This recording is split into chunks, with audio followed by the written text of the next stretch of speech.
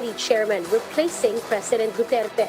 The Pacquiao-led faction of the ruling PDP-LABAN party has defended its move to oust the president as chairman, saying he has been overstaying in his position. Overstaying na po si Chairman Duterte sa kanyang posisyon and si Vice Chairman po si Jan kasi sila po ay in-appoint lamang ng liderato ng PDP-LABAN noong 2016. Klarong-klaro po sa bylaws namin na ang party position ay maximum of 2 years lamang. Bali, sasabay ko na yan para pati sa decision ko sa politics. Formal announcement ako pagdating ng pagkatapos ng quarantine. We really believe that it is not really Senator Bongo naman yung real candidate. They have another candidate who is also from Davao. The PDP-LABAN has broken up into two opposing factions with different set of prospective candidates in the 2022 elections. Which of the two factions will be officially recognized by the elections body? We'll discuss in this episode of The Chiefs.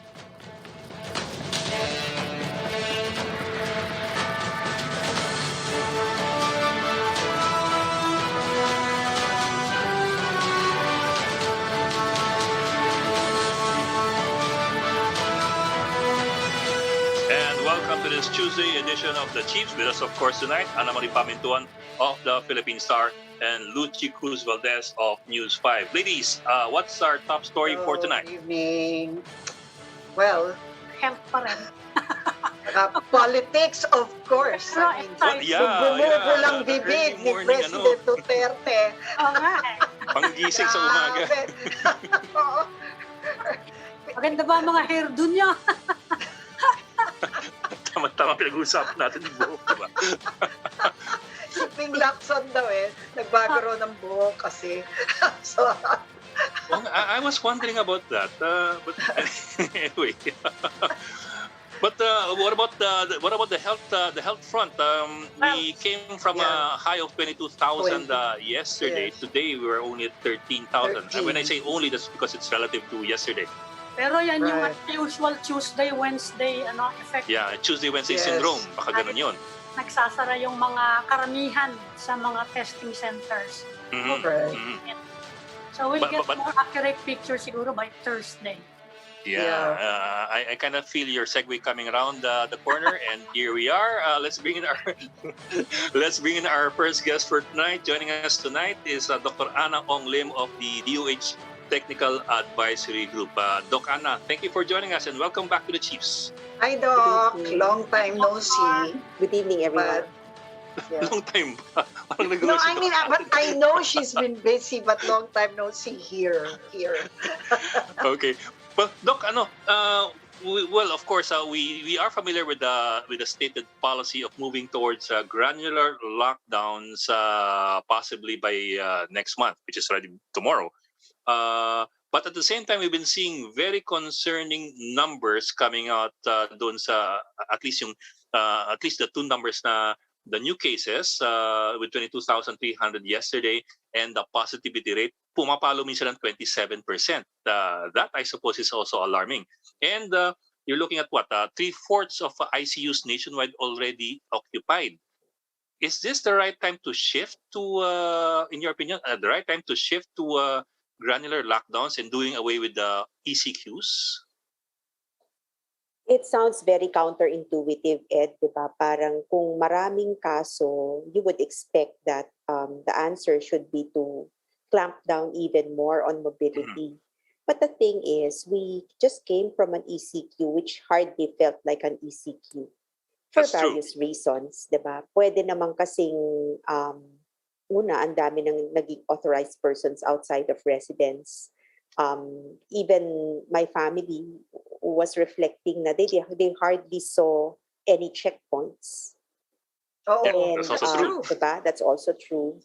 And then behaviorally, I think people are really just no longer compliant with the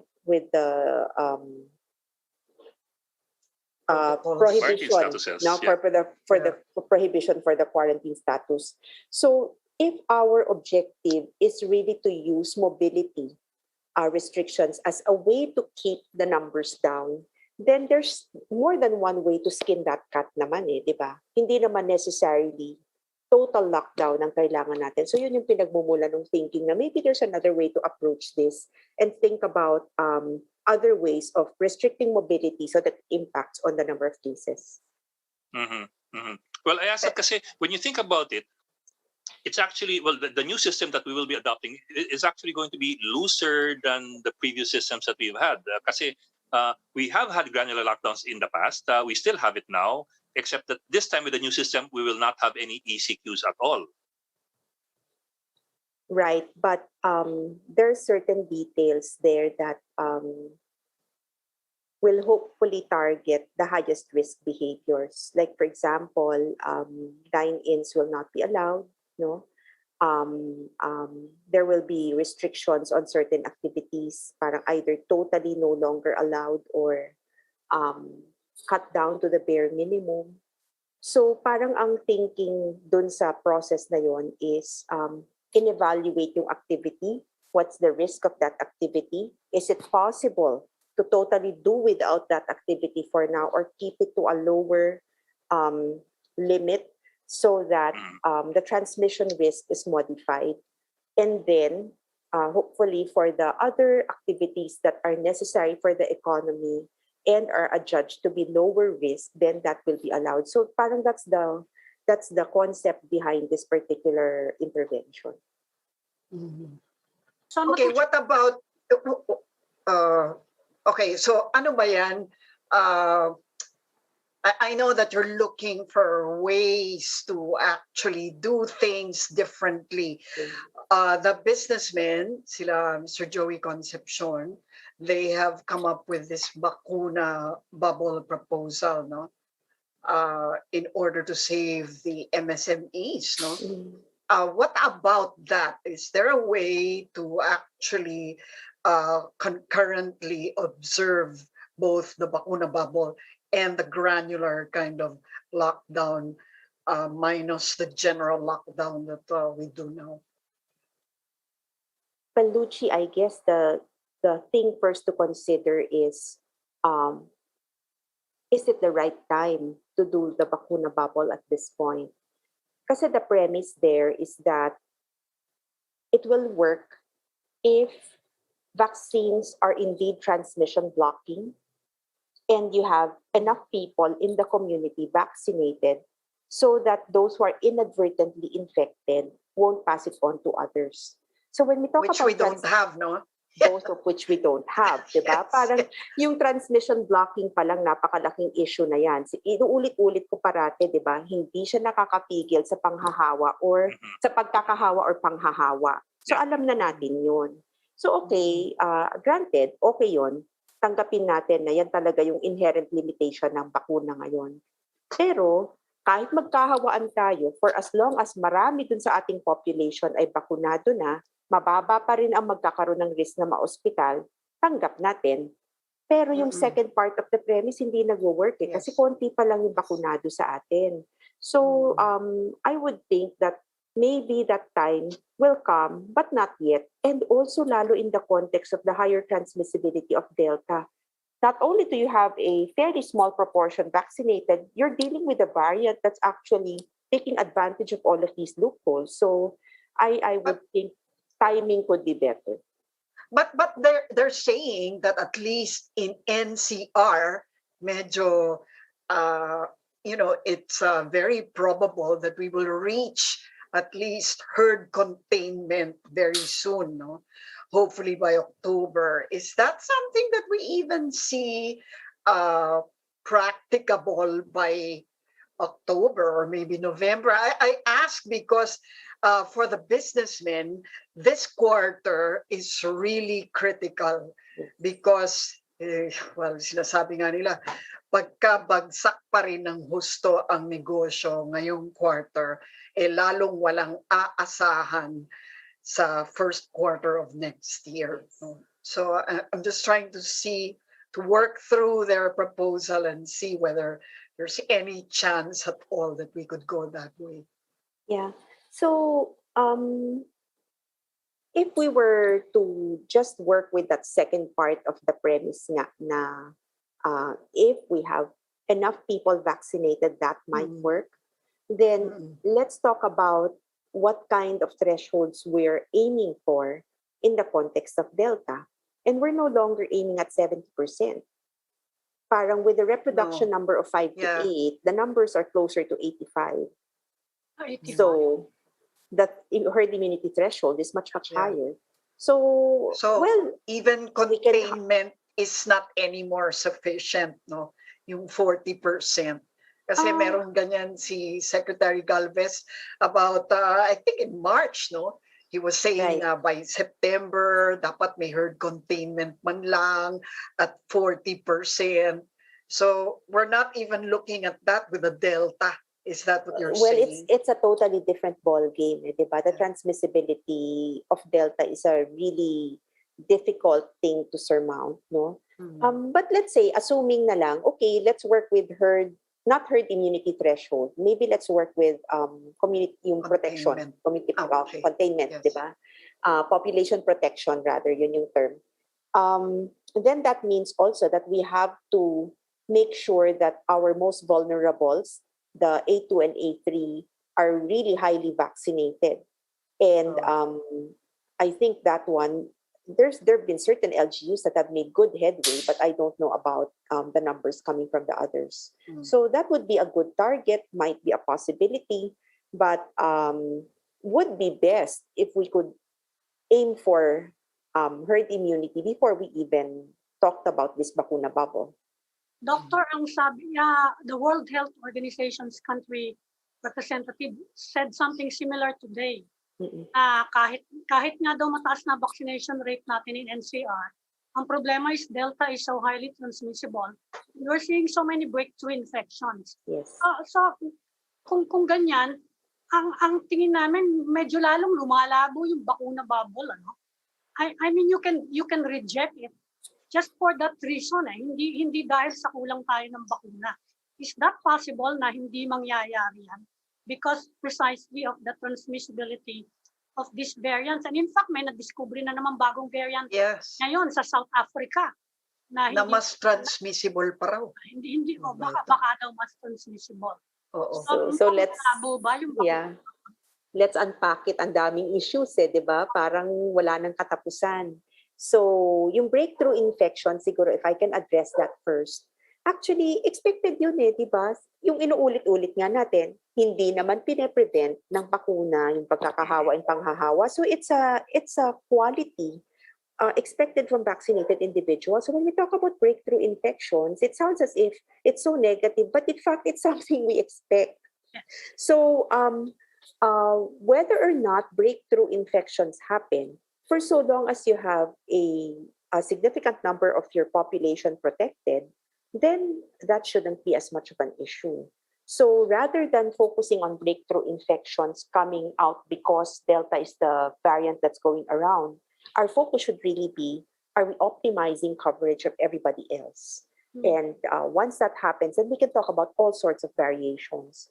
Now, with respect to another variant arising, wala namang katapusan yan di ba? Kasi habang kumakalat ang virus, ang COVID, talagang natural behavior, yung lumabas talaga, yung mas magaling makapanghawa, mas magaling mag-cause ng sakit, kasi survival of the fittest So we should expect that as well.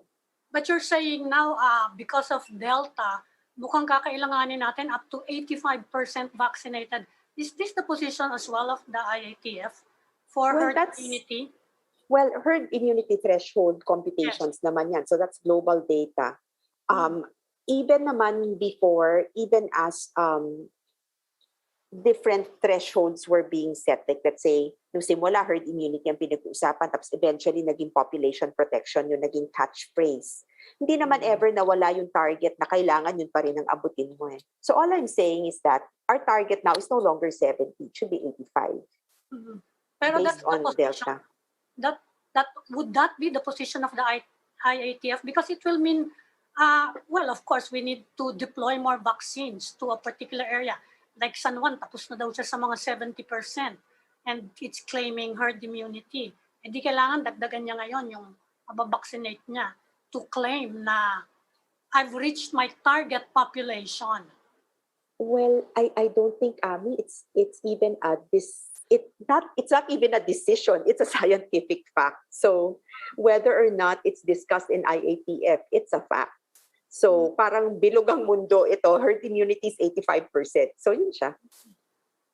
Okay, so how does it, because last night we had Yusek Vergara here, no? And she was saying that, well, hopefully, of course, the number of cases will rise, within the next 5 or 6 weeks before it kind of like plateaus at the very least, no? But that was before this new variant. Is this going to change if indeed the new variant discovered in South Africa is confirmed to be even more transmissible? And if it does, find its way to the Philippines? Nakakasakit ng ulo, no? Nakaka-worry lang talaga na para. Nakakasakit ng bangs. Well, syempre, the projections will always change depending on what's circulating. Pero siguro tandaan natin, di naman natin pinakawalan yung border control natin. Nandyan pa rin naman yan lahat. And, I keep saying it's nothing short of a miracle na inabot pa tayo ng lampas isang buwan bago tayo pinasok ng Delta, sa totoo lang. So, I think parang that particular experience supports the continued need for strengthening border controls. Kasi lahat naman ng variants na pumasok sa Pilipinas nanggaling yan sa returnees eh. So kung alam na natin kung saan siya nanggagaling, di alam natin kung paano magbantay, di ba? Doc, si Dr. Abeyasinghe said nga na definitely we already have community transmission of Delta here. And Delta nga is already found in 7 out of 10 cases that they've tested. I'm wondering lang if these elements or these new variables were factored into the decision to go granular lockdowns, or this precedes or the decision to go granular precedes these new variables. In which case, do we need to impose a new set of policies or protocols with these variables in mind? Well, the decision for the granular lockdowns were made within the context of Delta naman. So that was recognized as a factor. And I think that one of the biggest things talaga that was extensively discussed, again, very counterintuitive, di ba? Pero paano mo naman ipipilit yung ECQ kung wala nang sumusunod? Yun yung mahirap eh. Whether it's because people realize that they really have to go to work because they have no more source of livelihood and they're willing to take the risk to go out, yeah. Diba? Oo. So parang I think that what remains naman for the health sector to do is to figure out a smarter way to attack the problem. Hindi naman porket kailangan mong napako ang kalaban mo, parati na lang martilyo ang pampukpok, di ba? So may ibang paraan. So kailangan natin mag-isip ng ibang paraan para magawan pa rin natin ng solusyon yung problema. Hindi naman parating lockdown na lang ang problema. And then again, di ba, 1.5 years down the road, lockdowns worked at the start. Now parang we're thinking different sets of circumstances. There's really a huge economic need. But at the same time, there's also a need for helping our healthcare capacity to cope with the problem. So we have to really balance it and figure out what's the most effective approach, because it seems like ECQs at this point don't really work too well anymore. Doctor, sabi naman nila kaya daw hindi nag-work yung ECQ kasi hindi naman daw matched by testing and contact tracing eh. Mahina daw yung capacities natin doon. Kaya and besides, it's a different ECQ from last year's ECQ, no? Talagang ang dami namang pinayagan ngayon eh. You have more transport, you have more businesses open, right. You have, binanggit nyo na nga na you have more airports. So hindi ba, so kaya yung ibang tao ngayon, sabi dapat yung tunay na ECQ subukan kahit a few, siguro 1 week or 2 weeks tingnan na epekto. Well, so babalik na naman tayo dun sa ano bang gusto nating ma-achieve with the community quarantine restrictions. Hindi nga ba mobility restriction basically ang hinahabol natin? And if you look at data, talagang walang masyadong impact yung ECQ. Yung mobility halos hindi gumalaw. So whatever it is we implement, whatever you want to call it, no, as long as there's mobility restriction, it will definitely impact on decreasing the number of cases. So I guess the point lang naman is we have to figure out a smarter way to get that done. If not by ECQ, then something has to happen, and I'm sure different approaches can be tried. Well, of course, this granular lockdown approach shifts the responsibility over to the LGUs. No, do you think that it's something that's well within their control to actually exercise and implement? Are they really in a better position to do that?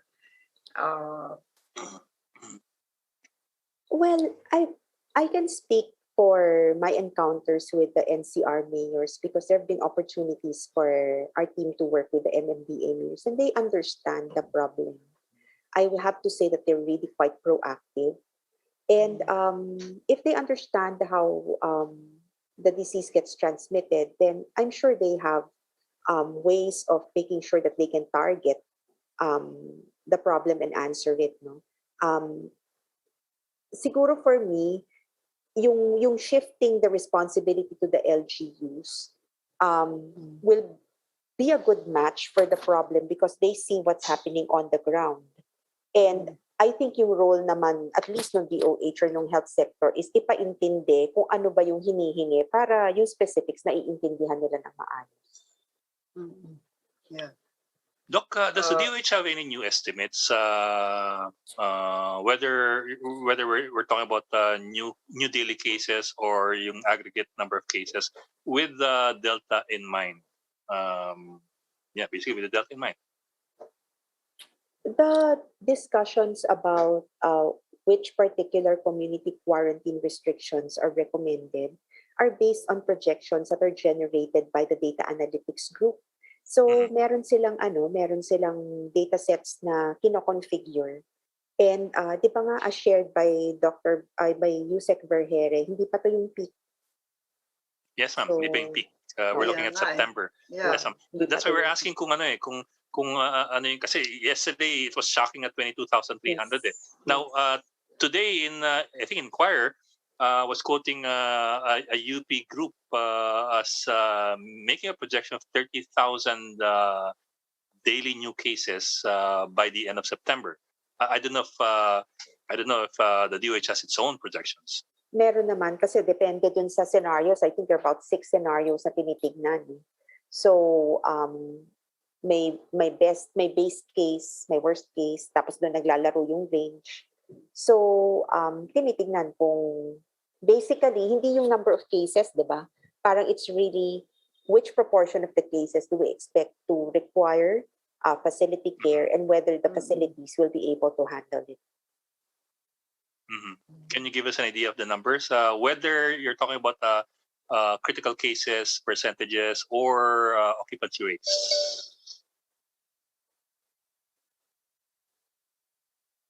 I think yung 30,000 na yon is pretty much what was estimated in terms of total cases as a peak. Pero 'di ba typically yung sinasabi natin our critical and severe cases will make up about maybe 2%. 2%? Mga ganun halos. Tapos yung moderate will be the remaining 1.5 to 2%. So total parang si moderate, severe, and critical will be about 4 to 5%. Okay. Dr. Ana Ong Lim of the DOH Technical Advisory Group. Ma'am, maraming salamat for joining us tonight at ingat po parati. Thank you. Thank you, Doc. Keep Thank safe. you, Doc. We will just go into a break, so please stay with us.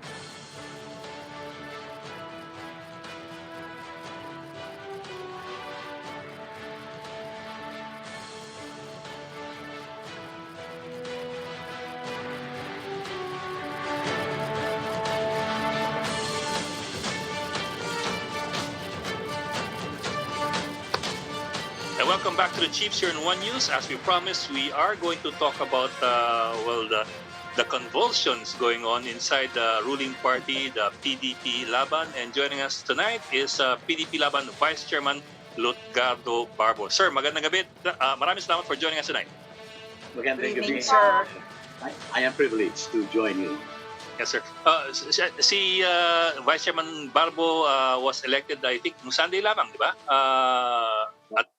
Along with Coco Pimentel as chairman to replace Rodrigo Duterte. At least that's the version of that's the version of your group. Kasi of course the other group has its own version, wherein President Duterte stays on as chairman. Sir, my question to you is this: in the end, kasi maglalaban yan sa harap ng COMELEC at possibly sa Supreme Court.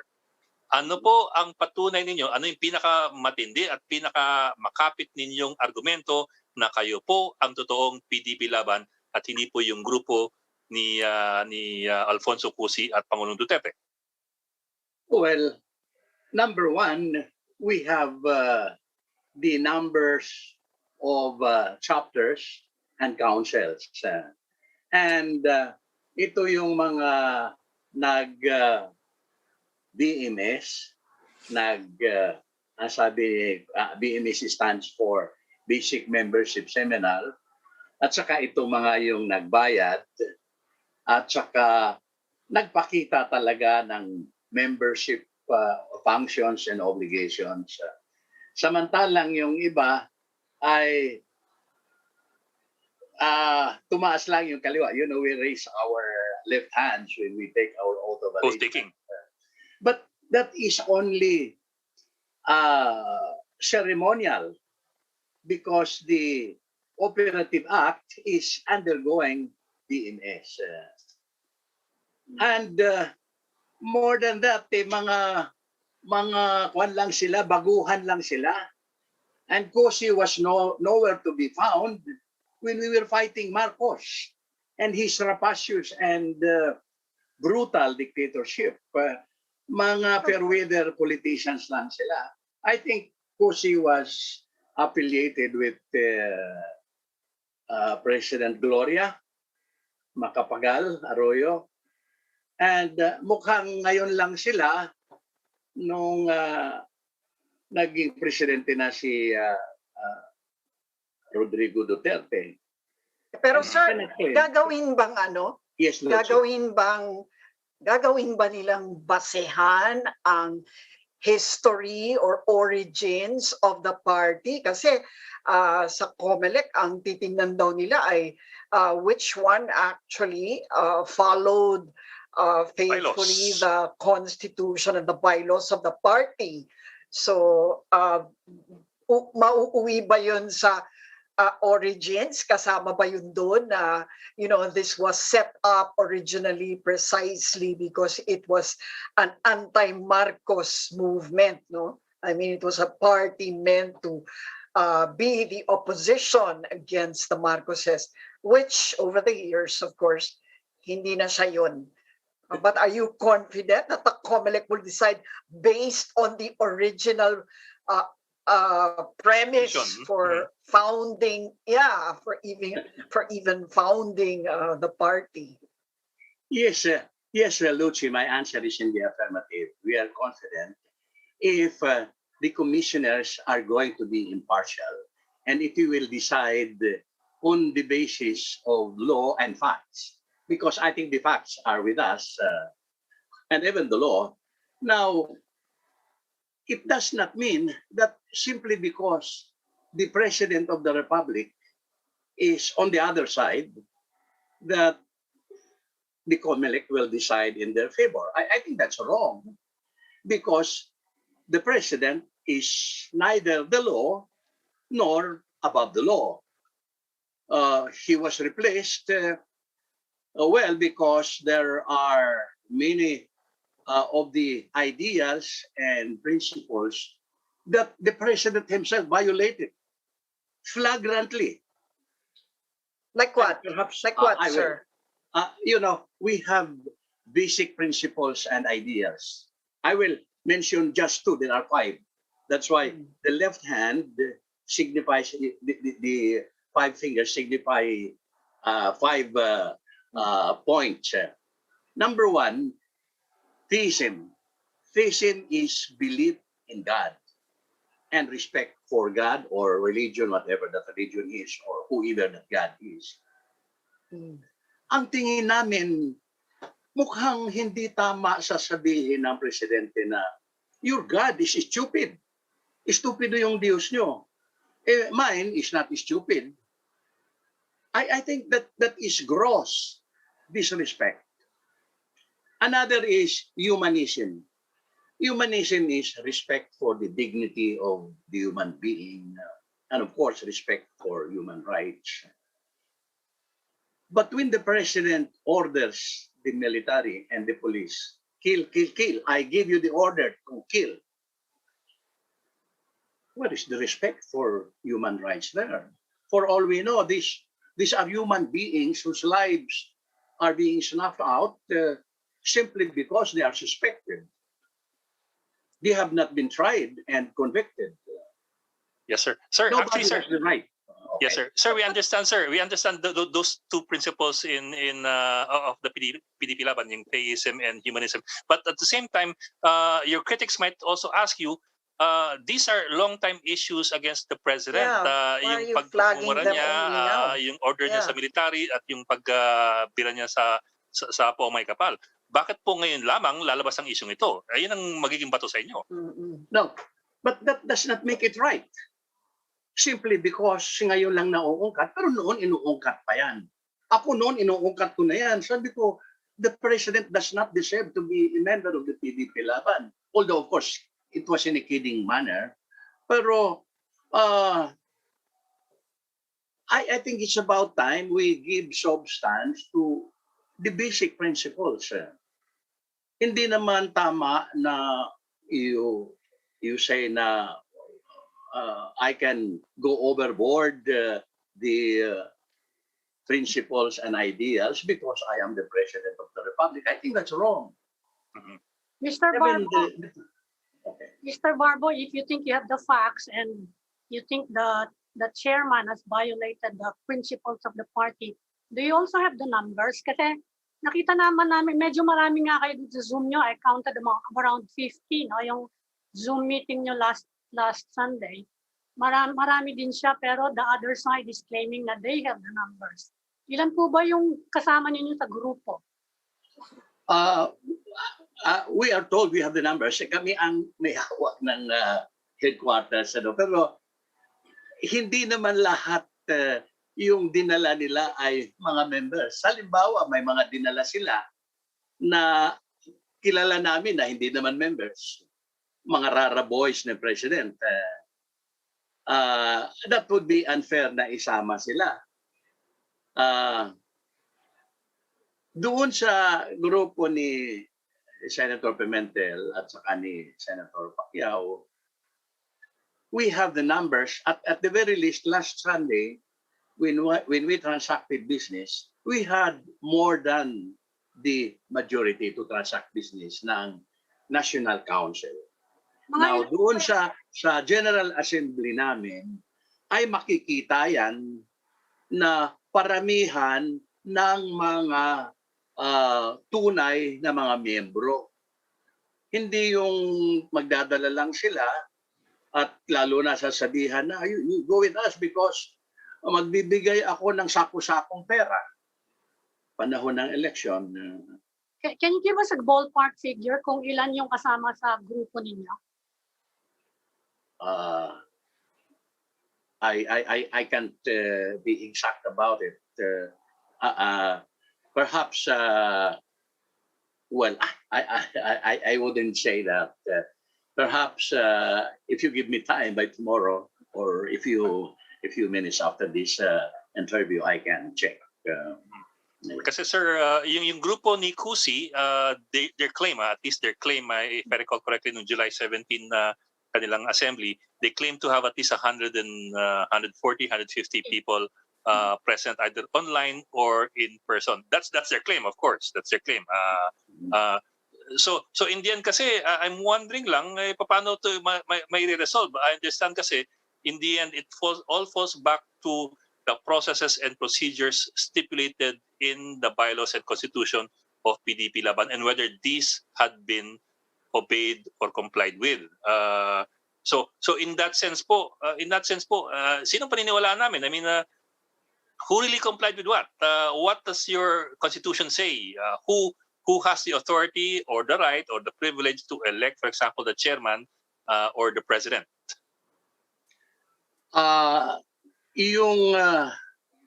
We have what you call the National Council. The National Council has the authority to elect members of the council. Now, the highest policy-making body is the National Assembly. Now, we will check. Pero siguro ang dapat naman i-consider hindi lang yung paramihan. Paano kung without our knowing it, because they are going to use definitely government resources, magdala sila doon at sabihin na ito ay nag-BNIs na ito ay nagbayad na, ito ay tunay na itong PDP Laban. I think the COMELEC will look into some basic facts as presented. So I think it's a case of lawyers saying one way or the other, and we are prepared that, well, as we know, whatever happens in the COMELEC, if one of the groups or one of the two sides will be disappointed with the resolution or decision of the COMELEC, the Supreme Court is always handy for them to go there and, But will it be resolved? Will it be resolved fast enough for you to actually be able to participate in the elections if ever the ruling goes against you? Kunyari lang. I mean, just assuming, diba, na well, assuming it also goes against them, I think, well, the COMELEC should resolve that, and the Supreme Court should resolve that at the earliest possible time. Mr. Barbo, ang isang malaking bone of contention here yung selection ng standard bearer of the party for 2022.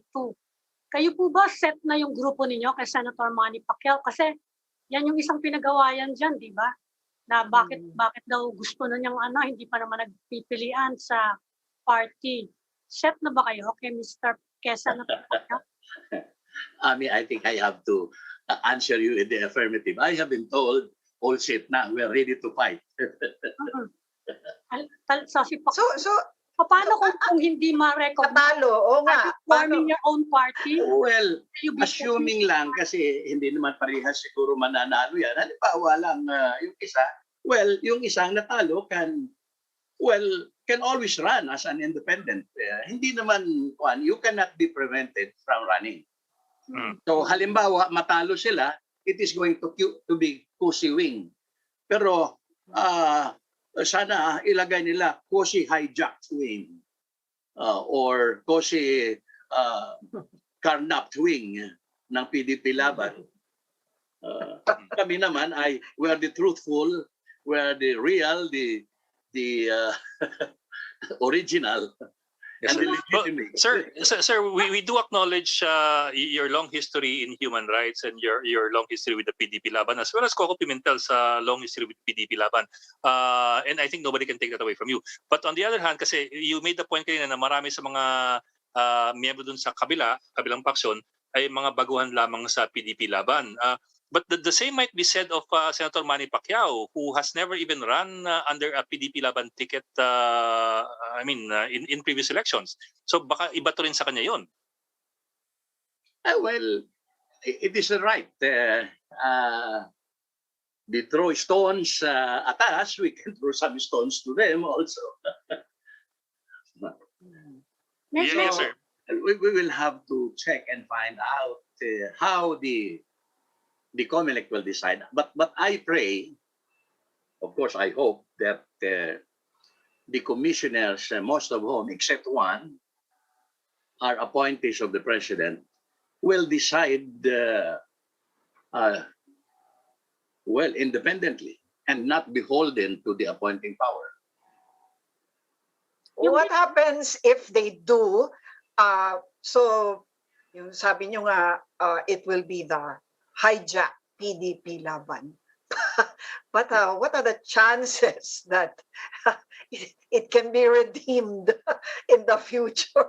Kasi parang wala pag nanalo sila, sir. I mean, you know, the originally envisioned PDP Laban is certainly going to, well, die a natural death, no?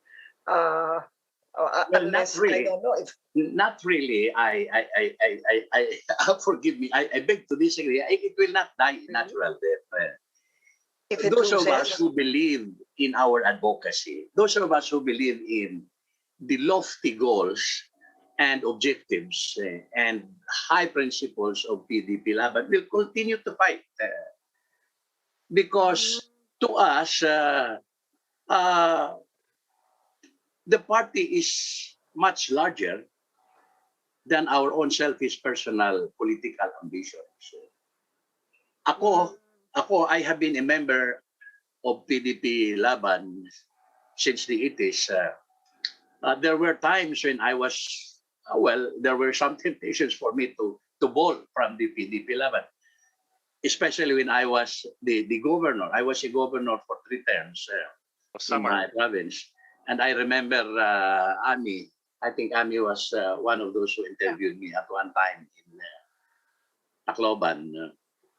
I think Ami Pamintuan was still with, I don't know, up to now, the Philippine Star. Star. Yes. Yeah. We are saying that chief. the party is much larger. I'm referring to the ideals, the principles, and the advocacy. Much larger than our own selfish personal motives. That is why we will have to fight for these causes that are bigger than ourselves. Mr. Barbo, yung principles na binanggit nyo, they are the same advocacies of Isang Bayan, the opposition coalition. Correct. And Mr. Puentevella, Monico Puentevella told us na Senator Manny Pacquiao is open to maybe a partnership or an alliance with Isang Bayan. Kumusta na po yun?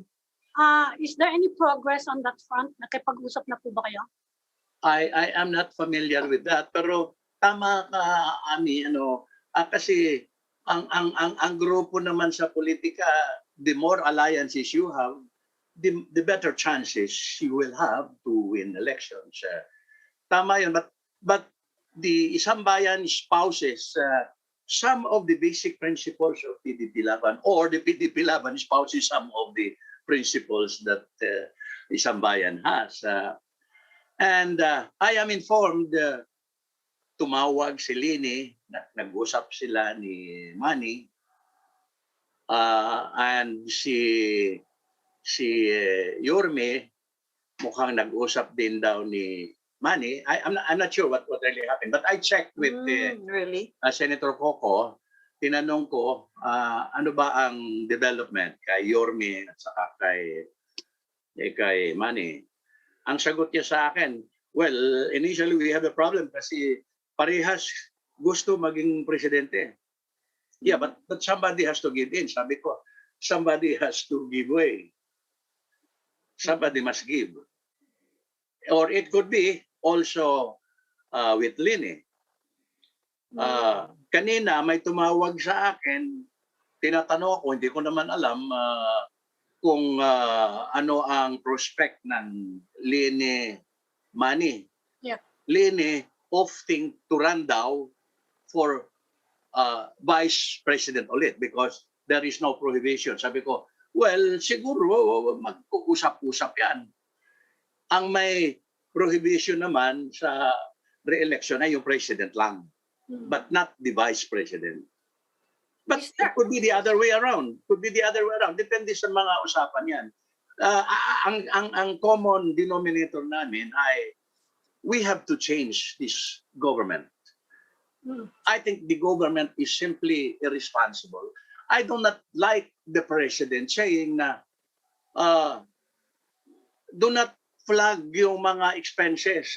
At saka kailangan ako manalo as Vice President kasi i-audit ko yung COA. That's none of his business. Hindi naman pwede. Is Yeah, there any yes, sir. possibility that Senator Manny Pacquiao will slide down to VP? I'm not sure about it. I think it depends on some talks, and I remember Arturo Tolentino saying that, well, politics is the art of the Yes. compromise. Yes. Siguro, nasa kanila yan. Somebody will broker like Ami Pamintuan can do that. Hindi ba ano yun? Kung talagang gusto niya Or labanan. si Edlingaw, or si Lucy. Hindi ba kung gusto niya talagang labanan yung Duterte administration, di labanan niya yung tatakbong VP ng administration, which is the president. Good argument. Hmm? That's a good argument. Well, it's a good thing that Bongo has come to his senses. He is not running anymore because Bongo is a mere creation of the president. Pero liligawan pa daw siya ng Kusi faction, yun ang sinabi ng group. Oo, hindi pa final haven't yun, given sir. up. Yeah. Hindi pa, oo. Yeah. Oh, Pero, well, there is, they always have the right to be politically malicious. sir, As do matanong ko lang we. kayo. Sir, kailan ba nag-umpisa talaga yung falling out nyo? When did the schism start? Kumbaga, Okay. I'll tell you, Lucy, May 31, Al Kusi wrote me a letter, a formal communication. At the time, I was the Vice President for Visayas ng PDP Laban.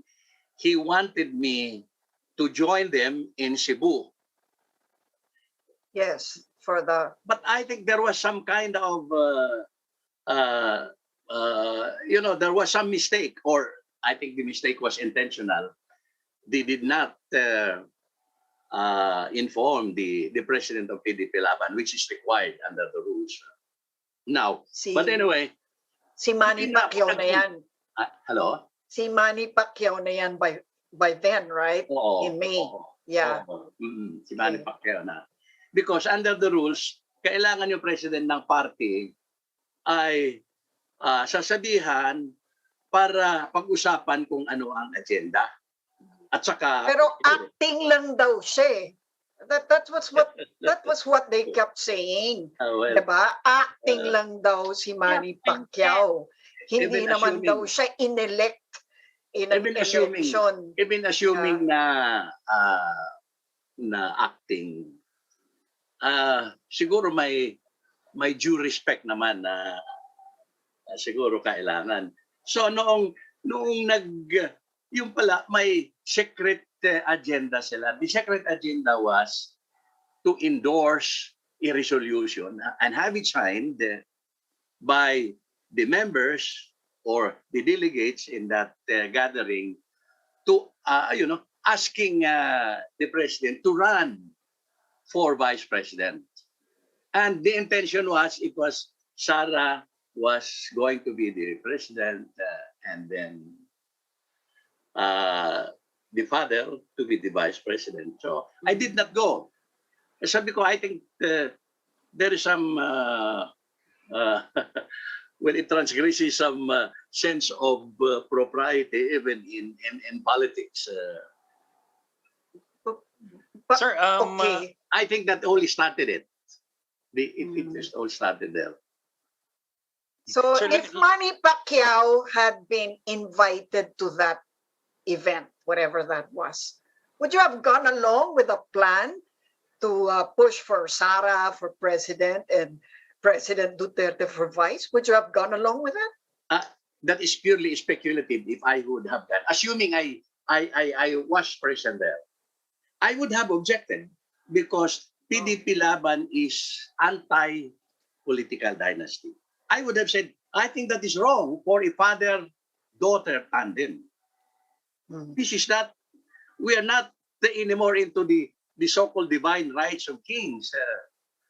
I don't think that assuming they will win Duterte, President, Vice President Duterte, then we have a Congressman Duterte, then we have a Mayor Duterte and the Vice Mayor Duterte. That's simply too much. And besides being against the ideals of PDP Laban, that's against the Constitution. The Constitution mentions giving way or giving opportunities to other Filipinos to run for public office.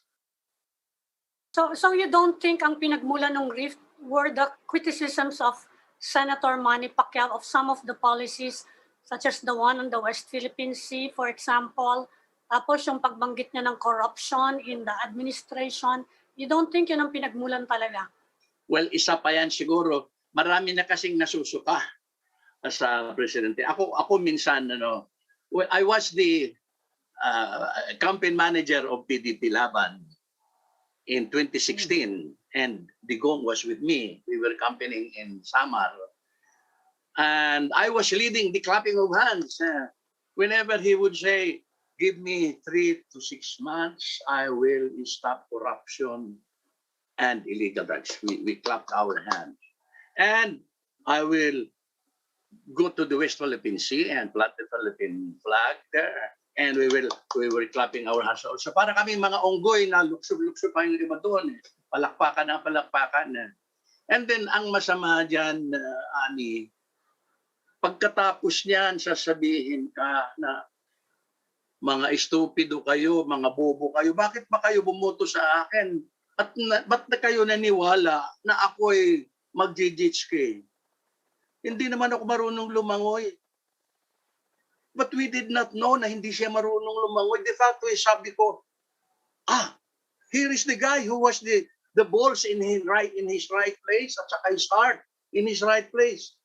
Ngayon yung kanyang yagba, mukhang nasa ibang lugar na. And his heart is, aywan ko kung saan na. Iba na. And, sir, are you saying that the president took your party for a ride in the last 5.5 years? Kasi I go back to a statement you made earlier that sabi niyo kanina, we have to change this government. This government is irresponsible. That's a pretty strong statement coming from officials of the ruling party. At the same time, the president's behavior has been quite consistent in the last 5.5 years. No surprises in the last few months from the president. I'll go back to that issue din. People will also say to you na, bakit ngayon lang? Bakit ngayon lang kayo aalma? Dati nang ginagawa ng Pangulo kung ano ginagawa niya ngayon na kinagagalit ninyo. So those two things, sir. Number one is, are you saying that your party has been taken for a ride by the president in the last 5.5 years? And number two, how do you explain your statement that we have to change this government? Well, number one, we have not only been taken for a ride, we have been taken for a merry-go-round. And I think something is wrong with his, with the president. And I think nabudol-budol kami. Many of us believe na in 3 months to 6 months, mawawala. Well, simple tones naman siguro kami na although nung nagsabi siya, nag-isip ako kaagad because wala akong 2 meters away from him. I think, sabi ko mukhang unachievable yata ito. No? But anyway, yung mga ginagawa niya ngayon, kasi ngayon naman nagiging evident yung mga ginagawa niya na parang un-PDP Laban-like naman. So, we have now the opportunity. Kasi hindi ko na well, I think I cannot take it anymore na another 6 years of similar administration. And siguro tama si Ninoy Aquino when he said, I cannot forgive myself if I did nothing when I could have done something. At saka, palaging itinuturo sa amin ni Nene Pimentel noon. I remember Pimentel saying several times ko nadinig, speak out your mind before it is too late. So I'm speaking out my mind because I'm a PDP Laban. And I'm speaking out my mind because I believe in Ninoy Aquino. Okay. Sir, maraming salamat for joining us tonight. We hope to have you again. If you don't mind, Thank you, sir. we'll make you kulit every once in a while kasi mukhang mahaba-haba pa itong itong usaping ito. Salamat, Abi. Thank you. Salamat, Luchi. Salamat, Thank you, Edwin. Sir. Bye-bye. PDP Laban Vice Chairman Lutgardo Barbo. Sir, maraming salamat for joining us and ingat po kayo parati. Maraming salamat din.